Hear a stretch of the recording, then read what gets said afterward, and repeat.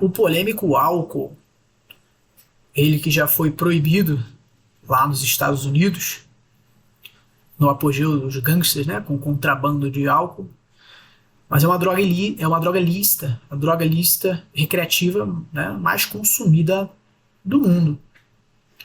Várias culturas, a forma de ingestão é a via oral, a administração comum é oral, e ela tem absorção no estômago, com o estômago cheio, digamos assim, forrado, cerca de 20% no estômago e 80% no intestino delgado.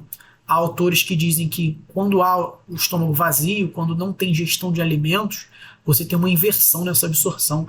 O álcool ele é mais absorvido no estômago e uma parcela pequena é absorvida no intestino, o que acaba que a pessoa sente os efeitos sedativos, os efeitos do álcool muito mais rapidamente quando está com o estômago vazio, sem ter ingerido nenhum tipo de alimento.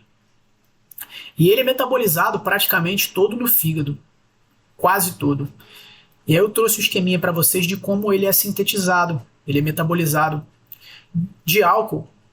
Ele sofre a ação da enzima álcool desidrogenase e da enzima acetaldeído desidrogenase.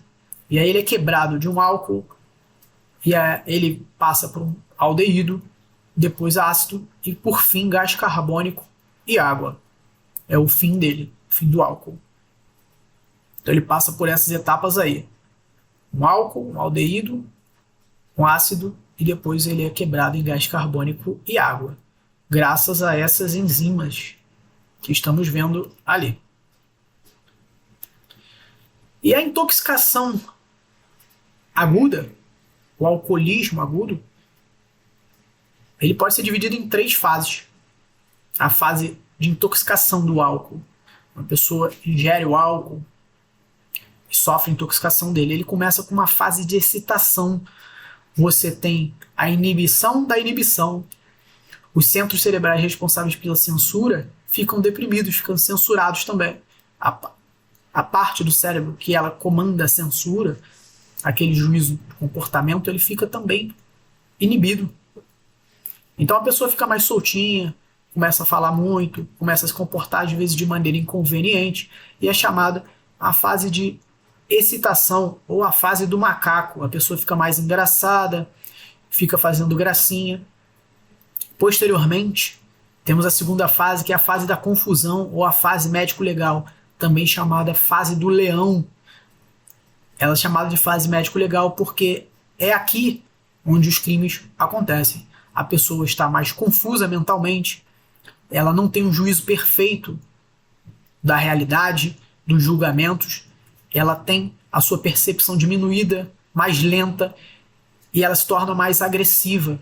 É nessa fase que há a maior propensão do cometimento de crimes. Por isso ela é chamada de fase de confusão ou fase do leão. A pessoa fica mais braba, mais raivosa, né? Como um leão. E por fim, a terceira fase é a fase comatosa, também chamada de fase do porco, em que há uma grande ou até grave sedação e a pessoa tem diminuídos todos os seus sentidos, ela fica jogada, fica realmente como se fosse um porco no chiqueiro, muitas das vezes vomitada. Passada essa fase médico-legal, a fase comatosa, como o nome já diz, a pessoa está jogada, vulgo na sarjeta, ela é uma fase que comumente não possibilita o cometimento de crimes. Pelo contrário, a pessoa passa de potencial criminosa para potencial vítima. É nesse tipo de fase em que a pessoa está jogada, ela pode ser mais facilmente sujeita a crimes como furto, homicídio ou mesmo estupro. E aí, nesse caso, ela não oferecendo nenhum tipo de resistência por conta da ação depressora do álcool, sedativo, haverá um estupro de vulnerável. Aí já trabalharemos com 217A do Código Penal. E aí essas são as 3 fases: a fase da excitação, a fase da confusão e a fase comatosa, também chamadas respectivamente fase do macaco, fase do leão e fase do porco. E já o alcoolismo crônico, que é aquela forma patológica que desencadeia síndromes psicóticas, né? Você tem até o caso de uma inimputabilidade, desde que comprovado esse alcoolismo crônico, ela é uma causa, ela é uma forma de patologia. Ela já é considerada, ela já é considerada uma doença mental, manifestada através de algumas síndromes psicóticas, como delírio tremens, psicose ou síndrome de Korsakoff, demência alcoólica. Começando ali pelo delirium tremens, o que a gente tem basicamente no delirium tremens nada mais é do que uma fase passageira, uma síndrome de abstinência gravíssima. Ela é mais passageira, mas há uma confusão mental, há, por exemplo, uma agitação muito grande e ela pode desencadear a morte. Ela é de causa um pouco rara, mas há uma pequena porcentagem de alcoólatras, de quem sofre de alcoolismo crônico, que desencadeiam delírio tremens. Muitas vezes pode culminar com a morte. A confusão mental, a agitação, é realmente uma crise de abstinência pela falta de uso do álcool. Da mesma forma, a síndrome de Korsakoff, ela é ali tratada como o ponto mais forte da síndrome de Korsakoff é a amnésia. E muitas das vezes pode estar relacionada a crimes. O alcoólatra, aquele que sofre de alcoolismo crônico, muitas vezes comete o crime e não se recorda. É comum que se diga, quem sofre de síndrome de Korsakoff, que não se recorda do que aconteceu, porque realmente, na síndrome de Korsakoff, ela é marcada por bloqueios de memória, lapsos de memória, tanto memória recente quanto atual, ou tanto a atual quanto a antiga. E há essa quebra de realidade, há, às vezes, alucinações, assim como a demência alcoólica. Há uma dificuldade de aprendizado. Quem sofre de demência alcoólica tem uma quebra de juízo de realidade, realmente uma demência, como a gente vê nos casos de Alzheimer, é desencadeado de forma similar.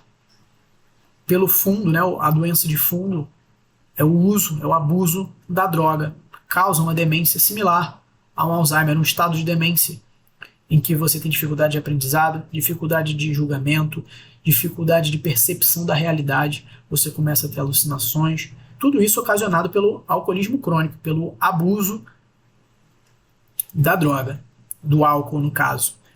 Voltando para a síndrome de Korsakoff, ela também está ligada à falta de vitamina B1. Então ela está ligada ao abuso de álcool e também de carência de vitamina B1, que ocasiona essa série de amnésias. Então são 3 síndromes psicóticas relacionadas ao abuso do álcool. E o alcoolismo crônico, como eu havia dito, desde que comprovado, é uma causa de inimputabilidade. Não deixa de ser uma doença mental. Ao contrário do efeito do álcool, né? Que a gente sabe que, em regra, não afasta a imputabilidade penal. Aqui, nesse caso, estamos tratando de síndromes de abstinência, de síndromes psicóticas, que, como veremos na aula sobre imputabilidade, sobre psicopatologia forense, as doenças mentais, elas são tratadas, são entendidas como transtornos mentais mais graves que comprometem o juízo de realidade. Então, há uma inimputabilidade desde que o crime seja cometido em razão, né, dessa doença. E a pessoa seja incapaz de entender o caráter ilícito do fato ou de comportar-se, autodeterminar-se de acordo com esse entendimento. E a gente vai ver na aula em específico sobre isso. E aí fica aquela dúvida, né? Onde é que a gente pesquisa a presença de álcool no organismo? Então a gente tem no sangue, na saliva, no ar alveolar, no bafômetro, né? No humor vítreo e outros lugares. Em acidente de carro, por exemplo, pode-se recolher tanto das artérias da femoral ou do próprio coração.